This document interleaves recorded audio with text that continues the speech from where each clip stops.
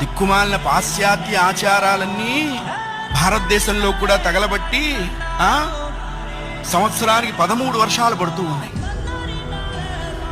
మనం బ్రతికి ఉండగా మన తల్లిదండ్రులు అనాథాశ్రమాల్లో ఉన్నారు అంటే మనం చచ్చిన వాళ్లతో సమానము, అనుమానమే లేదు, రాసుకోండి.